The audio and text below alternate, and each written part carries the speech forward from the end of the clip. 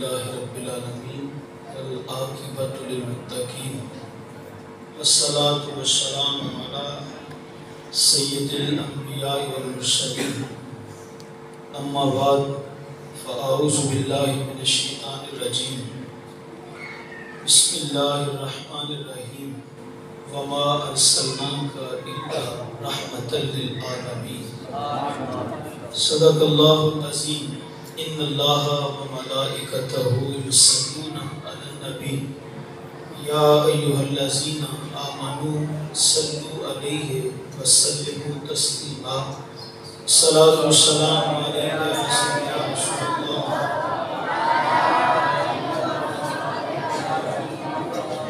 الصلاۃ والسلام علیک یا سیدی یا نبی اللہ وعلی آلک واصحابک یا سیدی یا محبوب رب العالمین۔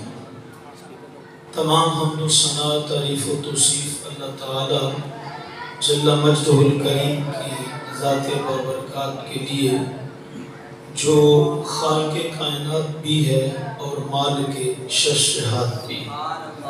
اللہ جل وعلا کی حمد و ثنا کے بعد حضور نبی اکرم شفیع امم رسول محتشم اللہ کے پیارے امت کے سہارے رب کے محبوب دانائے غیوب مال کے رکاب امم فخر عرب و عجم حضور ختم المرتبت احمد مجتبیٰ جناب حضرت محمد مصطفیٰ صلی اللہ علیہ وسلم کے حضور ناز میں اپنی نیازمندیوں کا خراج پیش کرنے کے بعد عالی مرتبت عالی وقار معزز مکرم حضرات علماء کرام قابل سخت احترام حاضرین و سامعین السلام علیکم ورحمۃ اللہ وبرکاتہ۔ آج کی یہ خوبصورت مجلس جو کہ بڑے ہی تجھ کو احتشام سے محبتوں سے منعقد ہوئی ہے، مجھے اور آپ سب کو حاضری کا شرف نصیب ہو رہا ہے۔ اللہ کے عالم کی بارگاہ میں دعا گو ہوں اللہ پاک میرا اور آپ سب کا یہاں پہ جمع ہونا اپنی بارگاہ میں مستجاب فرما کے ہم سب کے گناہوں کا کفارہ بنا دے۔ چند باتیں آپ سے عرض کر لینے کے بعد اجازت چاہوں گا۔ اللہ پاک میری زبان پہ کلمۃ الحق جاری فرمائے، حق سن کر سمجھ کر اس کو ماننے کی بھی توفیق عطا فرمائے، اور جو اس میں سے قابل عمل باتیں ہوں اللہ ہمیں اس پہ توفیقات عمل بھی نصیب فرمائے۔ ارشاد ہوا وما ارسلناک الا رحمۃ للعالمین، اے حبیب ہم نے آپ کو ساری کائنات کے لیے سراپا رحمت بنا دیا۔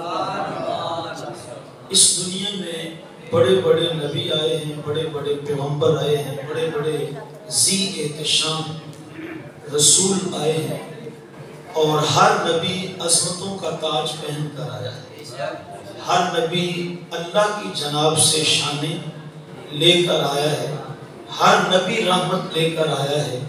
اور جس نبی کے ذکر سننے اور سنانے کے لیے ہم جمع ہوئے ہیں، اس محبوب کی جب باری آتی ہے تو آواز آتی ہے وما ارسلناک الا رحمۃ للعالمین، اے حبیب پہلے رحمت لے کر آئے ہیں، تجھے ہم سراپا رحمت بنا کے بھیج رہے ہیں۔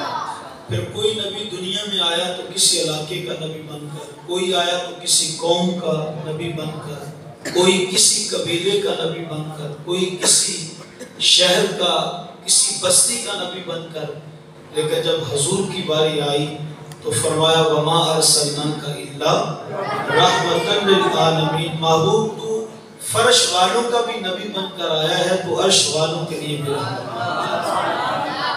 پھر حضور ہمارے لیے بھی رحمت ہیں، اپنوں کے لیے بھی رحمت ہیں، بیگانوں کے لیے بھی رحمت ہیں، جن و انس کے لیے بھی رحمت ہیں، اور فرشتوں کے لیے بھی رحمت ہیں، نباتات کے لیے بھی رحمت ہیں، جمادات کے لیے بھی رحمت ہیں، شجر و حجر کے لیے بھی رحمت ہیں، اپنوں کے لیے بھی رحمت ہیں، میرے محبوب بیگانوں کے لیے بھی رحمت کرتا ہے۔ وہ نبیوں میں رحمت لقب پانے والا، وہ نبیوں میں رحمت، لقب پانے والے، مرادیں غریبوں کی ہر لانے والے، وہ اپنے پرائے کا غم کھانے والے، مصیبت میں غیروں کے تو فرمایا اے حبیب ہم نے آپ کو ساری کائنات کے لیے سراپا رحمت بنا کے بھیجا۔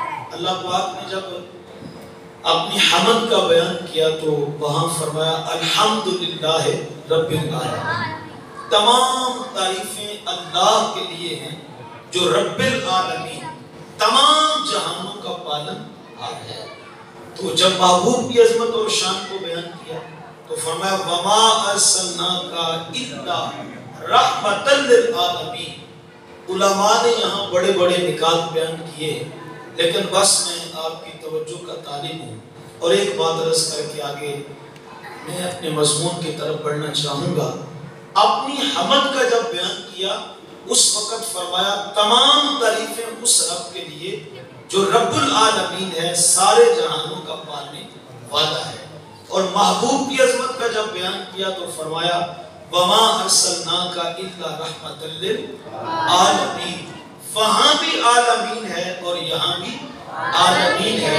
اللہ تعالیٰ نے فرمایا کیا سمجھو گے میرے یار کی عظمتوں کو، جہاں تک خدا کی خدائی ہے وہاں تک میرے مصطفیٰ کی بادشاہی۔ کوئی بنیا دو چار ملکاں دا حاکم، کوئی بنیا دو چار ملکاں دا حاکم، میرے کملی والے دی دو جگ سے شان۔ اللہ نے اپنے محبوب کو فرمایا اے حبیب ہم نے تجھے ساری کائنات والوں کے لیے، تمام عالمین کے لیے، تمام جہانوں کے لیے سراپا رحمت بنا کے بھیجا ہے۔ دیکھیے ایک عالم نہیں ہے، ایک جہاں نہیں ہے، بلکہ کئی جہاں ہیں، اور ایسے ایسے جہاں ہیں کہ ہمیں ان کی خبر بھی نہیں ہے۔ 18,000 جہان اور 18,000 عالم، یہ تو کتابوں میں لکھا ہے مورخین نے اور کتابوں کے اندر تحریر کرنے والوں نے لکھا ہے، لیکن وہ کہتے ہیں کہ صرف یہ 18,000 ہی نہیں ہے، یہ تو ایک تعداد بتائی ہے، اس سے بھی زیادہ جہان ہیں اور زیادہ عالم ہیں۔ تو کیا سمجھو گے حضور کی عظمتوں کو میرے محبوب اس جہان کے لیے رحمت بن کر آئے ہیں جس کا ہمیں علم بھی نہیں، ہمیں جس کی خبر بھی نہیں ہے۔ میرے مصطفیٰ کو اللہ تعالیٰ نے اس جہان، اس عالم کے لیے بھی سراپا رحمت بنا کے بھیجا ہے۔ اچھا سادہ ماحول ہے تو آپ میری طرح کے سادے بندے ہیں تو چلو کچھ سادی سادی باتیں کر لیتے ہیں۔ ایک شاعر گزرا ہے، اس کا نام تھا دلو رام، اس نے بھی رحمت للعالمین کا مفہوم اور معنی بیان کیا تھا۔ وہ کہنے لگا رحمت للعالمین کے حشر میں معنی، رحمت للعالمین کے حشر میں معنی کھلے۔ کہتا ہے یہ تو قیامت کے دن پتہ چلے گا کہ حضور کی جو شان رحمت للعالمینی ہے وہ کیسی ہے اور میرے محبوب کس کس کے لیے رحمت ہیں۔ وہ کہنے لگا رحمت للعالمین کے حشر میں معنی کھلے کہ ہے خلق ساری شافع روز جزا کے ساتھ، لے کے دلو رام کو جنت میں جب حضرت گئے، غل ہوا دلو بھی محبوب خدا کے ساتھ۔ کہنے لگا یار ان کی رحمت کا کیا پوچھتے ہو، اللہ اکبر، وہ تو اتنے رحیم ہیں، اتنے کریم ہیں کہ قیامت کا جب دن آئے گا تو وہ کہنے لگا میرے جیسا نکارہ شخص بھی ان کے قدموں سے لپٹ کر جنت میں داخل ہوگا۔ اچھا توجہ چاہتا ہوں، جب اس نے یہ شاعری کی تو مسلمانوں نے اعتراض کیا۔ مسلمانوں نے کہا دیکھو ذات کا ہندو ہے، کافر ہے اور خواب کتنے بڑے بڑے دیکھتا ہے، کہتا ہے میں قیامت کے دن ان کے قدموں سے لپٹ کر جنت میں داخل ہو جاؤں گا۔ تو بھئی جنت تو مسلمانوں کے لیے ہے، کافر کی انٹری نہیں ہے وہاں پہ، حضور کے غلاموں کے لیے، حضور کے دیوانوں کے لیے جنت ہے۔ میرے امام نے بھی کہا تھا تجھ سے اور جنت سے کیا مطلب منافق دور ہو، ہم رسول اللہ کے جنت، بولو تجھے ہم رسول اللہ کے جنت، رسول اللہ کی۔ تو بھئی جنت میں تو حضور کا غلام جائے گا، جو مسلمان ہوگا وہ جائے گا، کافر جا نہیں سکتا۔ اللہ اکبر۔ تو لوگوں نے کہا، مسلمانوں نے اعتراض کیا ذات کا ہندو ہے، کافر ہے، اور دیکھو کہتا ہے کہ میں قیامت کے دن ان کے قدموں سے لپٹ کر جنت میں چلا جاؤں گا. یہ کیسے ہو سکتا ہے؟ اچھا لوگوں کی سمجھ میں اس کی شاعری نہیں آ رہی. وقت گزرتا گیا اس کو فالج کا اٹیک ہوا اور دلو رام جو تھا وہ بسترے مرگ پہ آ گیا. اب حالت یہ ہے کہ فالج کا جو اٹیک ہوا بڑا سخت تھا، نہ منہ سے بول سکتا ہے اور نہ اس کا بدن حرکت کر سکتا ہے، ہاتھ بھی نہیں ہلا سکتا اور منہ سے بول بھی نہیں سکتا. بس موت کے انتظار میں بے یار و مددگار چارپائی پہ پڑا ہے. اور اس زمانے کے جو بڑے بڑے شعراء تھے وہ اس کا حال پوچھنے کے لیے اس کے کمرے میں آ کے بیٹھے ہوئے تھے اور شعراء سے کمرہ کھچا کھچ پڑا پڑا ہے. اچانک میں لوگوں نے کیا دیکھا، اس کا کمرہ روشن اور منور ہے اور اس کے چہرے پہ چمک آ گئی، اس کی آنکھوں میں اجالے آ گئے. اور وہ دلو رام جو اٹھ کے بیٹھ بھی نہیں سکتا تھا، حرکت ہاتھ سے نہیں کر سکتا تھا، وہ خود بخود اٹھ کے بھی بیٹھ جاتا ہے. جو بول نہیں سکتا تھا اب اونچی اونچی چیخنے لگتا ہے، چلانے لگتا ہے اور اٹھ کے بیٹھ گیا اور کہنے لگا جلدی کرو میرے کمرے کو خالی کر، میرے کمرے سے باہر نکل. لوگوں نے کہا دلو رام کبھی ایسا ہوا ہے کہ کوئی مہمان آیا ہو تو عزت دار بندے اپنے مہمانوں کی تو قدر کیا کرتے ہیں. او یار ہم تیری بیمار پرسی کرنے آئے ہیں، تیری تیمارداری کے لیے آئے ہیں اور تو عجیب بندہ ہے، تو ہمیں اپنے کمرے سے بھی باہر نکال رہا ہے اور پھر یہ بتا کہ یہ ناروا سلوک کیسا ہے اور یہ بھی بتا کہ تیرا کمرہ اچانک جو روشن اور منور ہوا ہے اس کا معاملہ کیا ہے. تیرا چہرہ چمک اٹھنا، آنکھوں میں نور کا آ جانا، یہ پاور، یہ طاقت جو بولنے کی آ گئی ہے، اٹھ کے بیٹھ گیا ہے، یہ ماجرا کیا ہماری سمجھ میں نہیں آ رہا. آنکھوں میں آنسو آ گئے اور رو کے کہنے لگا کیا بتاؤں خدا کی قسم، جس محبوب کی ساری زندگی نعتیں لکھتا رہا، جس محبوب کی ساری زندگی نعتیں پڑھتا رہا، وہ محبوب کو رحمت للعالمین آقا اپنی نعتوں کا صلہ دینے کے لیے، محبتوں کا انعام دینے کے لیے مجھے اپنا کلمہ پڑھا کر اپنا غلام بنانے کے لیے، دیکھو وہ میرا محبوب میرے سامنے آ کے بیٹھا، وہ اپنے نام لیواؤں کو تنہا چھوڑتے، اپنے نام لیواؤں کو تنہا چھوڑتے کب ہیں؟ جہاں کوئی نہ ہو ہمدم وہاں سرکار ہو. ان کا نام لے کر تو دیکھ، ان کے گن گا کر تو دیکھ، اور میاں ان سے پیار کر کے تو دیکھ، ان سے الفتوں کا رشتہ جوڑ کر تو دیکھ. تو نے تو محبت اس سے کیا نا جس نے آگے سے تجھے نفرت کی ہے، تو نے پیار اس سے کیا ہے جس نے آگے سے بے وفائی کی ہے.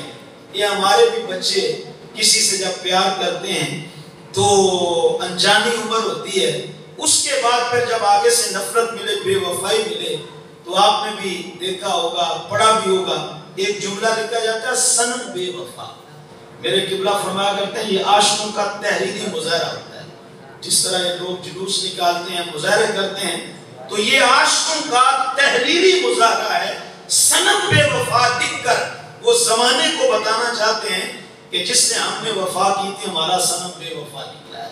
آپ نے دیکھا ہے یہ کلفیوں کی ریڑھیوں کے اوپر بھی لکھا ہوتا ہے صنم بے وفا، رکشوں کے اوپر بھی لکھا ہوتا ہے صنم بے وفا، دیواروں پہ لکھا ہوتا ہے صنم بے وفا. کئی ایسے منچلے ہوتے ہیں کہ انہوں نے اپنا خون نکال کے اپنے بازو کے اوپر لکھا ہوتا ہے صنم بے وفا.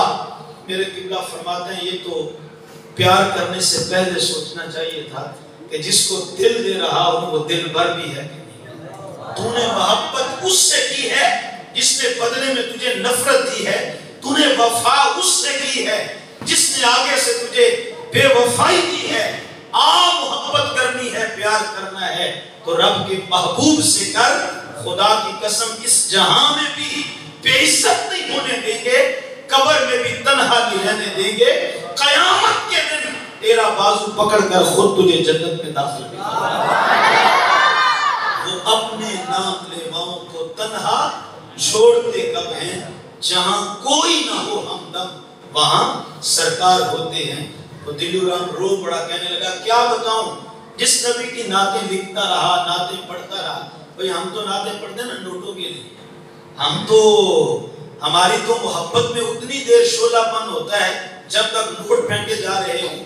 نوٹ برسنے بند تو ہمارے عشق کا جو گراف ہے وہ بھی گرنے لگتا ہے. کبھی ان کی نعت ان کے لیے پڑھ کے دیکھ, کبھی ان کی نعت ان کے لیے پڑھ کے دیکھ, خدا کی قسم پھر کرم ہونے میں دیر نہیں لگے گی. یہ تو مصیری سے بھی پوچھو نا, جب قصیدہ لکھا تو پھر قصیدے والا بھی تو خواب میں آیا نا. بردہ چادر عطا کی, مصیری کہتے ہیں خدا کی قسم خواب میں سرکار نے جو چادر عطا کی تھی صبح اٹھا تھا کندھوں پہ اس کو موجود پایا. یہ مدنی زندگی کا واقعہ ہے.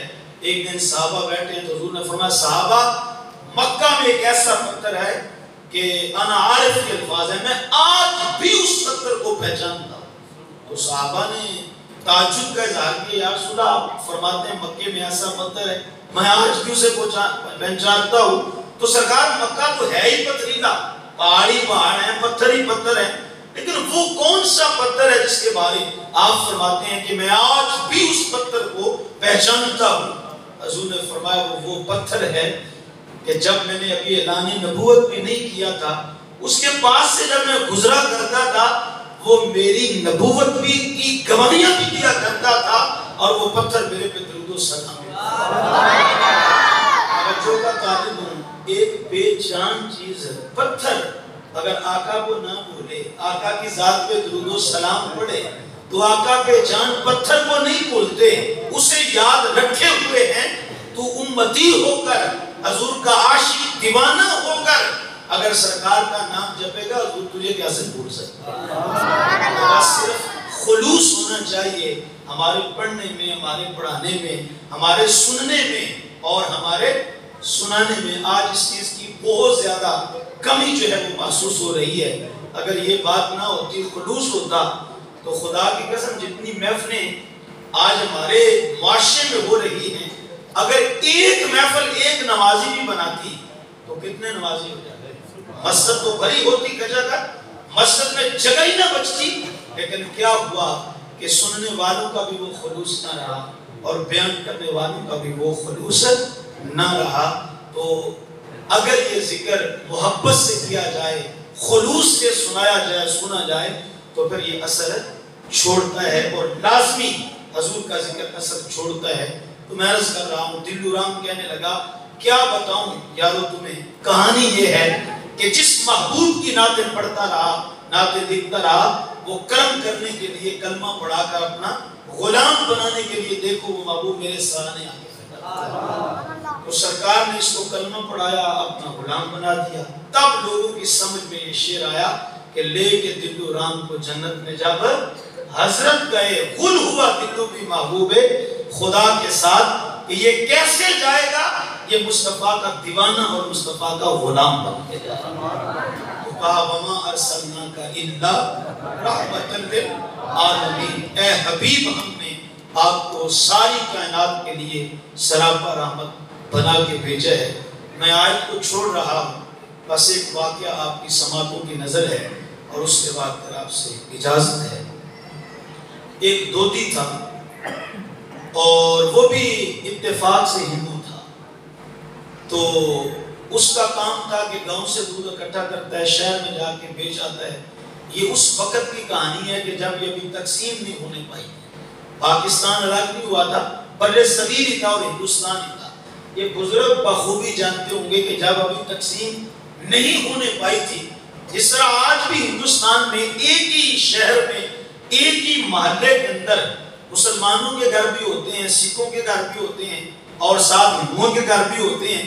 کوئی علیحدہ آبادیاں نہیں ہیں, کسی جگہ پہ ہوں گی, لیکن عمومی طور پہ جو ہے وہ ایک ہی محلے میں سب کے گھر ہیں.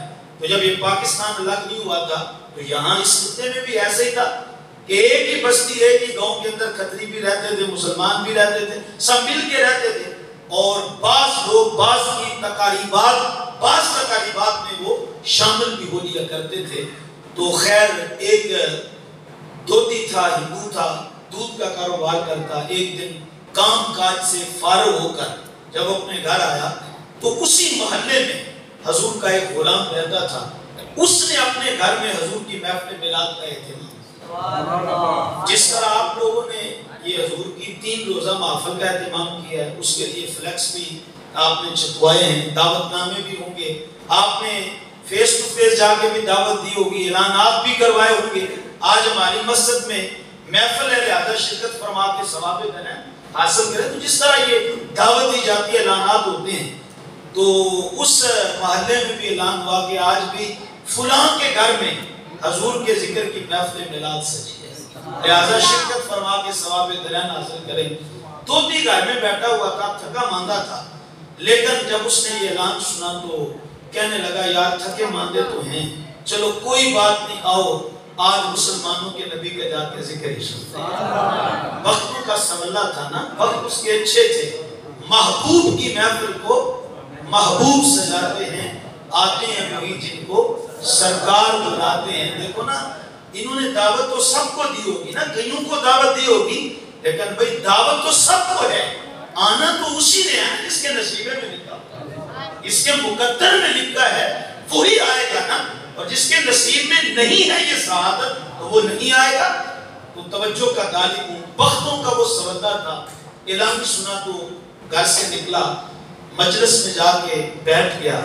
اب آپ سے پوچھنا چاہوں گا حضور کی محفل میں ہوتا کیا؟ یہی ہوتا ہے کہ قرآن کی تلاوت ہوتی ہے، حضور کی مدت سرائی کی جاتی ہے. پہلے تلاوت آپ نے یہاں کی ہوگی، پھر عمران بھائی نے نعت پڑھی ہے، اور اس کے بعد پھر جو خطیب آتا ہے وہ حضور کے تذکرے سناتا ہے، حضور کے حسن و جمال کا ذکر سناتا ہے، حضور کی سیرت، حضور کی صورت کا ذکر ہوتا ہے، حضور کے اخلاق کریمہ کا ذکر ہوتا ہے. جی، یا پھر یہ کہا جاتا ہے کہ لج پال پریتاں نو توڑ دے، جدی باں پڑھ دے وہ نو چھوڑ دے گے. تو یارو کوئی ایسی محفل تھی جس میں وہ دودھی گیا. اب اس محفل سے جب اٹھ کر وہ گھر آیا تو اپنی گھر والی کو اس نے اٹھایا، آدھی رات کا ویلا ہے، اور اٹھا کر گھر والی کو سامنے بٹھایا اور کہنے لگا پلیے لوگ کے گواہ ہو جا، میں مسلمانہ دے نبی کا کلمہ پڑھ کے انہوں دا غلام بن گیا. حضور کا کلمہ پڑھا، سرکار کا غلام بن گیا. اچھا، اس نے کہا کہ تجھے یہ آدھی رات کیا خیال آیا ہے کہ تو نے اپنے باپ دادے کے دھرم، مذہب اور دین کو چھوڑ کے تو نے مسلمانوں کے دین کو قبول کر لیا ہے؟ تو اس نے آگے سے جواب دیا کہ ابھی ایک مجلس سے اٹھ کے آ رہا ہوں، وہاں لوگ باتیں بتا رہے تھے کہ جو ان کا ہو جاتا ہے نا پھر ساری خدائی اسی کی، جو ان کا ہو جاتا ہے پھر ساری خدائی اسی کی ہو جاتی ہے. اللہ اکبر. اس لیے میں اس کا کلمہ پڑھ کے اس محبوب کا غلام بن رہا ہوں. دیکھو نا، ابھی 3 ماہ بعد یا 4 ماہ بعد یا سال بعد الیکشن جب نئے ہوں گے تو ظاہر بات ہے M P As, M N As آپ کے حلقے میں بھی آئیں گے، آپ سے ووٹ مانگیں گے. تو آپ کہیں گے کہ پہلے جی ہماری سڑک بناؤ تب ووٹ دیں گے، ہماری گلی بناؤ تب ووٹ دیں گے. تو میاں جو ہمارا کام نہ کرے ہم تو اس کو ووٹ بھی نہیں دیتے ہیں. ہمارا مجرم جو تھانے سے نہ چھڑوا سکے ہم اس کو ووٹ نہیں دیتے، پہلے مطالبہ رکھتے ہیں بعد میں ووٹ دیتے ہیں. تو اس نے کہا کہ جو کام نہ آئے بندہ اس کو ووٹ بھی نہیں دیتا ہے، اور میں کلمہ اس کا کیوں نہ پڑھوں جس نے قبر میں بھی اس نے رکھنی ہے، جس نے قیامت کے دن بھی بخشوا کے لے جانا ہے، جس نے دنیا میں بھی بھرم رکھنا ہے. اس نے کہا کہ میں اس لیے اس نبی کا غلام بن رہا ہوں کہ سنا ہے وہ کھویلے کام آ جاتے ہیں. خیر اس نے کلمہ پڑھا اور مسلمان ہو گیا، اور اپنی اہلیہ کو کہنے لگا اس بات کو سیدھا راز میں رکھا جائے، انہیں کسی کو بتانا نہیں ہے، اس لیے کہ سارا قبیلہ، سارا خاندان تو ہندو تھا. اس نے سوچا کہ ابھی نئی نئی بات ہے، اگر پتہ چل گیا ان کو خاندان والوں کو یہ مسلمان ہو گیا ہے تو نہ یہ مجھے اپنے ساتھ بیٹھ کے کھانے دیں گے نہ پینے دیں گے، یہ تو مسلح کے جھوٹے سے نفرت کرتے ہیں، تو میرا ان کے ساتھ رہنا مشکل ہو جائے گا، محال ہو جائے گا. اس نے کہا ابھی تو نے کسی پہ ظاہر نہیں کرنا، خود بھی نہ ظاہر کیا، بیوی کو بھی روک دیا. وقت گزرتا گیا، کچھ سالوں کے بعد اس کا انتقال ہو گیا. جب دودھی کا انتقال ہوا، اب خود بھی کسی کو نہیں بتایا تھا، بیوی کو ویسے منع کیا ہوا تھا. اب جب اس کا انتقال ہوا تو خاندان کی نظر میں وہ کیا تھا؟ ہندو تھا. وہ اس کی میت کو اٹھا کے لے گئے جلانے کے لیے. لکڑیوں کے گٹھے میں اس دودھی کی جب میت کو رکھا گیا اور جب لکڑیوں کو آگ لگائی گئی تو آگ نے لکڑیوں کو جلا دیا اور اس دودھی کا ایک بال بھی جلنے لگا. تو زخم میں تو کیا میرا سایہ نہ جائے گا، کیونکہ رسول پاک سے دیکھا نہ جائے گا. حیران ہو گئے سارے لوگ. पंडित की जानब उसके बेटे देखने लगे, जी ये क्या तमाशा है? उसने कहा कभी हो सकता है कोई जिल्द का सख्त होता है, आप गोश्त लेकर आते हैं कभी बाजार से तो सारा सारा दिन उसके नीचे आग जलाते रहते हैं, शाम को फिर भी जब तोड़ते हैं बोटी तो टूटती नहीं है, वो इतना सख्त होता है। तो उसने कहा कभी होता है कोई जिल्द का ज्यादा सख्त होता है, हो सकता है कोई मामला हो गया है, नहीं चला, लेकिन कोई बात नहीं, ट्राई अगेन बेटा, तुम दोबारा लकड़ियां लेकर आओ, दोबारा इसको जलाएंगे, इसलिए कि हमारा धर्म है, मजहब है, हमारा अकीदा है, हम अपने मुर्दों को जलाया करते हैं। यहाँ अगर आपकी तवज्जो हो तो मैं एक बात अर्ज करना चाहता हूँ। हजरत मौला कायनात से किसी ने पूछ लिया, हजूर ये बताएं कि मुसलमान अपने मुर्दों को दफना रहे हैं और जो मुशरिक हैं वो अपने मुर्दों को जला रहे हैं, तो ये इतना डिफरेंट क्यों है, इतना फर्क क्यों है? अगर वो जलाते हैं तो ये क्यों नहीं जलाते, और अगर ये दफनाते हैं तो वो क्यों जला देते हैं, वो क्यों नहीं दफनाते? तो बड़ा खूबसूरत मौला कायनात ने जवाब दिया, फरमाया पूछने वाले बात सादी सी है, जो कूड़ा होता है वो जलाया जाता है और जो खजाना होता है वो जमीन में दफनाया जाता है। सादी सी बात है, मुशरिक काफिर कूड़ा है, दुनिया में जला दिया जाता है, मोहम्मद का गुलाम खजाना होता है, मरने के बाद उसको जमीन के अंदर दफना देता है।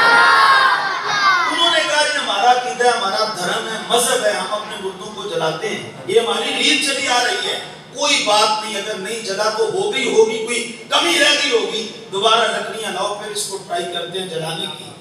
अगर एक बार न जला, 5 बार, 10 बार, 100 बार भी जलाना पड़ा तो इसको क्या करेंगे? जलाएंगे। अच्छा बेटे बड़े लकड़ियां दोबारा लाने के लिए, तो उनकी मां जो थी ना, दोधी की बेवा, वो आगे आ गई। उसने कहा बेटा कहाँ जा रहे हो? कहा मां लकड़ियां दोबारा लेने जाने लगे हैं। कहा किस लिए? कहा बाप जला नहीं, उसको दोबारा जलाना है। कहा बेटा वापस आ जाओ, कोई जरूरत नहीं लकड़ियां, तवज्जो का तालीम को जरा गौर कीजिएगा। कहा कोई जरूरत नहीं, वापस आ जाओ। और अम्मा उसको जलाना नहीं है? कहा नहीं वो तो नहीं जलने वाला। अम्मा क्यों नहीं जलने वाला? पंडित ने तसल्ली दी है, अगर एक बार ना जला, 5 बार, 10 बार, 100 बार भी जलाना पड़ा, इसको जलाएंगे।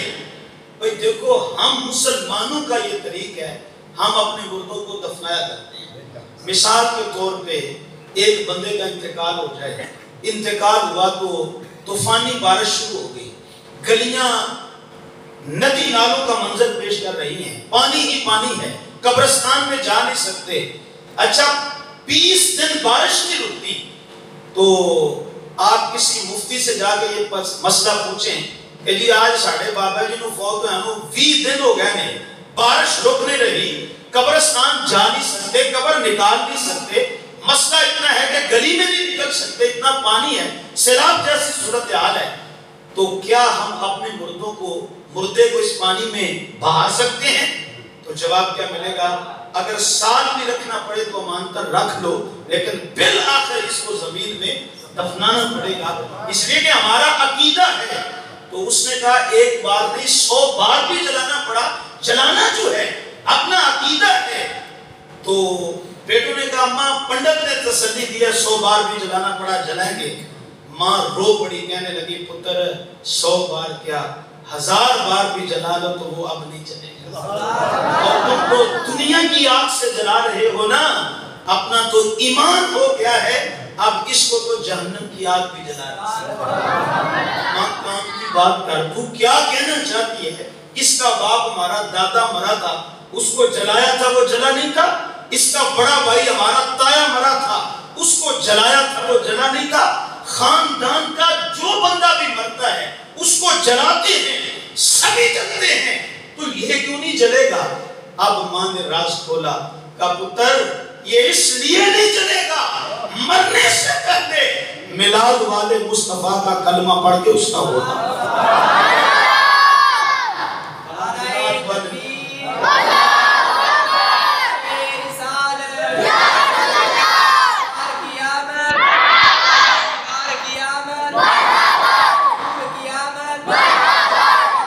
ये नहीं चलेगा, इसलिए कि इसने मरने से पहले सरकार का कलमा पढ़ के हुजूर का गुलाम बन गया।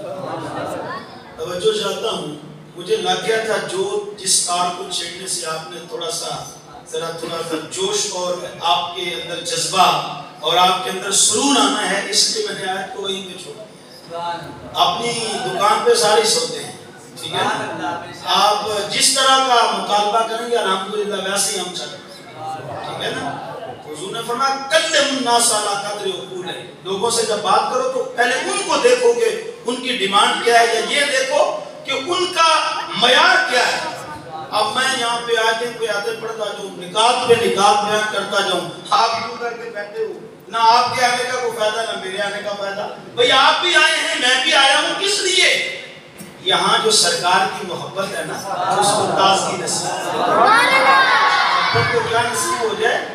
اور اگر ماہ ربیع النور کے اندر بھی یہاں تازگی نہیں آنی تو پھر بتاؤ میلاد میں پھر گزارنے کا اس مہینے کا پھر فائدہ ہے کیا؟ تو توجہ کا طالب ہوں۔ تو بیٹوں نے سوال کیا کہ اماں اگر یہ مسلمان ہو گیا تھا تو کوئی بات نہیں، ہمیں تو بتا دیتی، پہلے کیوں نہیں بتایا ہم اس کو نہ جلاتے؟ وہ تھوڑا کلو 2 کلو لکڑ سے جلاتے، وہ تو منوں کے حساب سے لکڑ ہوتی ہے۔ کہا اماں ہمیں پہلے بتا دیتی، کوئی بات نہیں، مسلمان ہوا تھا، ہم نہ جلاتے، اس کو قبرستان لے جا کے دفنا دیتے۔ اب ماں کی سنیے، ماں کہنے لگی کہ دل تو میرا بھی کیا جب اس نے پردہ کیا نا، روح بدن سے نکلی اس کی، تو دل میرا بھی چاہا کہ اب میں راز کھول دوں، اب تمہیں بتا دوں۔ لیکن پھر اس کی وہ ادھی رات والی بات یاد آ گئی تھی کہ جب یہ ادھی رات آ کے اس نے مجھے اٹھایا تھا اور میرے سامنے کلمہ پڑا تھا، تو میں نے اس سے پوچھا تھا بتا اپنے باپ دادے کے دھرم مذہب کو کیوں چھوڑ رہا ہے، اس نبی کا غلام کیوں بن رہا ہے؟ تو اس نے یہی کہا تھا لجپال پریتم توڑتے نہیں، چھوڑتے نہیں۔ اس نے کہا کہ میں سوچنے لگی ذرا دیکھوں تو صحیح، جس نبی کا ہو کے مرا ہے وہ اس کے کام بھی آتا ہے یا نہیں آتا؟ کہا ماں پہ کیا کہتی ہے؟ کہا تمہاری ماں کا عقیدہ ہو گیا ہے، یہ بات صحیح ہے، مصطفیٰ سے جو لپٹا یگانہ ہو گیا، جس کے حضور ہو گئے اس کا زمانہ۔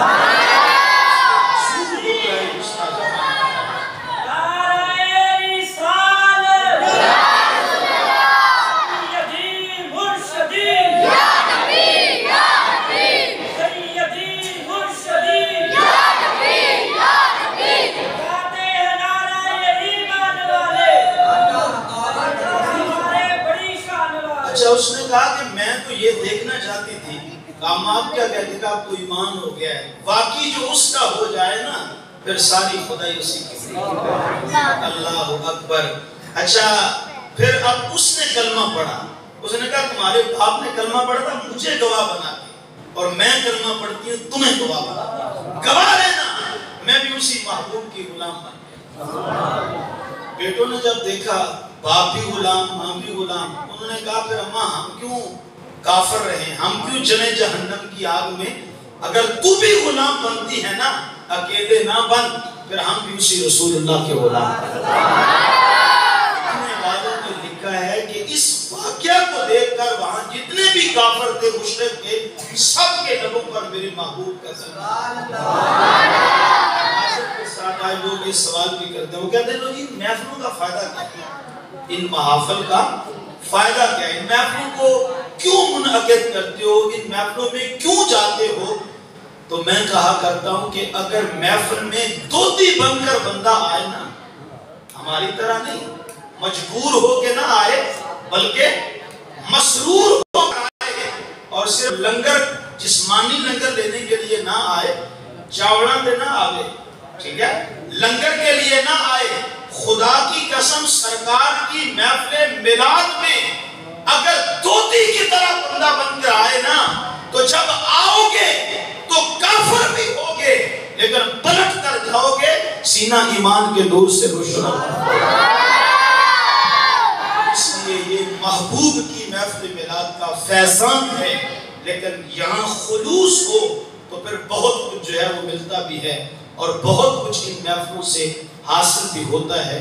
حضرات گرامی قدر، آئیے حضور کے ذکر پہ کہ محفلیں بھی اہتمام کیجئے، ان کا انعقاد بھی کیجئے، سرکار کا ذکر بھی کیجئے، اور حضور کے آنے پہ خوشیاں بھی منائیے، لیکن یہ بات ذہن میں رہے کہ کوئی کام ہم نے غیر شرعی بھی کرنا نہیں۔ خوشی منانی ہے لیکن شریعت کے دائرے میں رہ کر منانی ہے.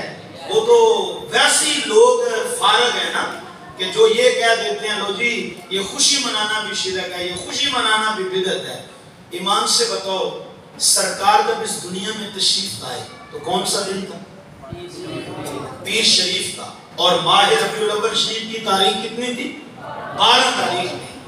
تو ایمان سے بتاؤ جتنے بھی اہل سیر ہیں, سیرت پہ جتنے لوگوں نے بھی کتابیں لکھی ہیں, ہر سیرت کی کتاب میں یہ حدیث موجود ہے کہ جب سرکار دنیا میں تشریف لائے, ہاں کسی روایت کو اماں آمینہ نے روایت کیا, کسی کو اماں حلیمہ سعدیہ نے روایت کیا, کسی کو آپ کے دادا عبد المطلب نے روایت کیا, کسی نے کہیں سے دی, لیکن ہر سیرت کی کتاب میں یہ حدیث موجود ہے کہ جب سرکار 12 ربیع الاول کی صبح سعادت کے وقت تشریف لائے تو سرکار کے لب مبارک ہل رہے تھے, حضور کے لب مبارک ہل رہے تھے. کہتے ہیں ہم نے اپنا کان قریب کیا, ذرا سنیں تو صحیح حضور کیا کہتے ہیں. تو آواز آ رہی تھی, یا اللہ میری امت بڑی گناہگار ہے, میری امت کی مغفرت اور بخشش. نبی دنیا میں آئے تو پہلا کام کیا کیا؟ امت کو یاد کیا. تو حل جزاء الاحسان الا الاحسان, نیکی کا بدلہ نیکی ہوتا ہے. اور میاں جو یاد رکھے اس کو یاد رکھنا چاہیے کہ نہیں؟ تو جس نے دنیا میں آتے ہوئے یاد رکھا ہے, ہم کہتے ہیں تم لگا لو فتوے جتنے بھی لگاتے ہیں, ہم باز آنے والے نہیں ہیں, ہم اپنے رب کو بتا رہے ہیں. مولا دیکھ لے بے قدرے اور ہیں, قدر کرنے والے اور ہیں. جب ربیع الاول کے اندر تیرا محبوب تشریف لایا اور محبوب ہمیں نہیں بولا, تو آج دیکھ لے ہم امتی بھی اپنے آقا کو یاد کر کر کے اسی نعمت کو یاد کر رہے ہیں. حضور کی محفل میلاد, حضور کے لنگر بھی پکائیے, گلیاں بھی سجائیے, بازار بھی سجائیے, حضور کی صورت کا بھی ذکر کیجئے, لیکن ساتھ ساتھ مصطفیٰ کی سیرت کو اپنانے کی کوشش کیجئے. کہیں ایسا نہ ہو کہ ہم صرف میلاد کو مناتے رہیں لیکن ہمارا کردار کوئی بھی نہ ہو. ہمارا کردار اور ہمارا جو احوال ہے, ہمارے جو اخلاق ہیں, وہ آہستہ آہستہ بگڑتے چلے جائیں. ایسا میلاد حضور کو بھی پسند نہیں ہے. کون سی محفل میلاد اور کون سا میلاد اور کون سی خوشیاں ان کو پسند ہے کہ بندہ حضور کے آنے پہ خوشیاں بھی منائے, حضور کی صورت کا تذکرہ بھی کرے اور مصطفیٰ جان رحمت کی سیرت کو اپنانے کی کوشش بھی کرے. معذرت کے ساتھ ایک بات سن لیں. دیکھو یوں تو ہم اتنے بڑے عاشق رسول ہوں کہ اپنا جو مکان ہے پورا فرنٹ ہم نے لائٹوں سے بھر دیا ہو, روشن اور منور کیا ہوا ہو, اور اپنے مکان کے بنیرے پہ ہم نے 2 3 4 جھنڈے بھی حضور کی آمد کے لگائے ہوئے ہو. لیکن اگر کوئی ہمارے سے کاروبار کرنا چاہے, اگر کوئی ہمارے سے رشتہ کرنا چاہے, تو اس کو ہمسایوں سے پوچھنا پڑے, جناب میں اس گھر میں رشتہ کرنے لگا, کاروبار کرنے لگا ہوں, یہ بندے ٹھیک ہیں, یہ بندے کیسے ہیں؟ تو پھر میں کہتا ہوں کہ ہمیں بھی کچھ سوچنا چاہیے. اور میاں جب سرکار کے میلاد کا جھنڈا جو لگا دیا ہے, اپنا کردار, اپنا اخلاق ایسا ہونا چاہیے, اپنا لین دین ایسا ہونا چاہیے کہ کسی کو ہمسایوں سے شواہد نہ لینے پڑے, گواہیاں نہ لینے پڑے, بس وہ جھنڈے کو دیکھیں, لائٹوں کو دیکھیں تو سمجھ جایا کریں جس نے یار کے میلاد کا جھنڈا لگایا ہے وہ بندہ 1 نمبر ہے, وہ 2 نمبر بندہ ہو. اگر ہم میلاد بھی منائیں, خوشیاں بھی کریں, لیکن ہمارے سے کاروبار بھی کرتا کوئی بندہ ڈرے, امانت رکھتا ہوا بھی ڈرے, ہمارے سے رشتہ کرتے ہوئے بھی لوگ ڈریں, تو پھر معذرت کے ساتھ یہ میلاد قابل قبول نہیں ہے. آؤ حضور کی آمد پہ خوشیاں بھی منائیے اور سرکار کی سیرت کو اپنانے کی کوشش کیجیے. اللہ آپ کی اس کاوش کو اور اس محفل میلاد کو اپنی بارگاہ میں قبول فرمائے.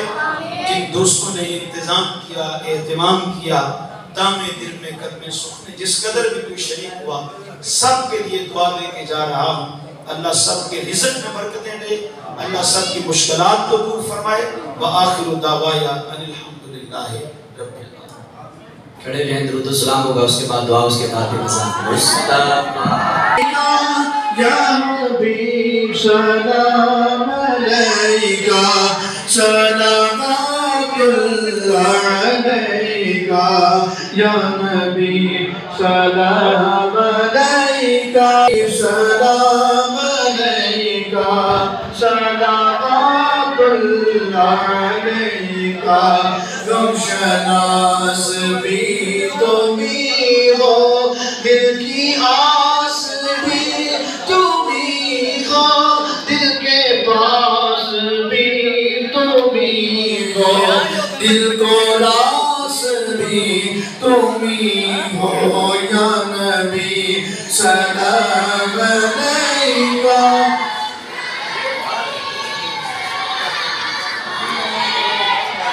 یا حبیب دعا کر ہم در آقا پہ جا کر پہلے کچھ آنسو بہا کر پھر کہیں سر کو جھکا کر یا نبی یا حبیب سلام علیکہ صلوات اللہ علیکہ میری آنے والی نسلیں مدنی مدینے والے یا نبی سلام علیکہ یا رسول سلام علیکہ یا حبیب سلام علیکہ صلوات اللہ علیکہ جاگونی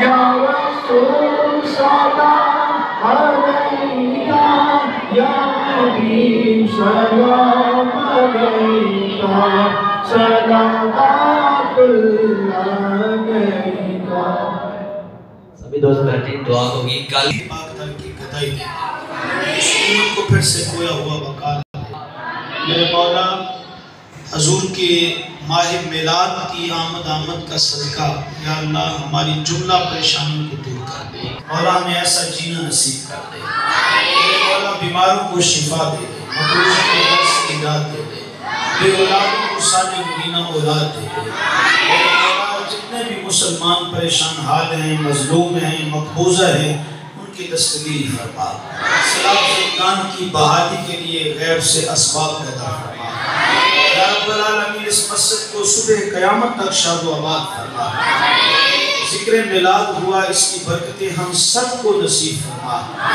اس کی برکتیں ہم سب کے گھروں تک بھی منتقل فرما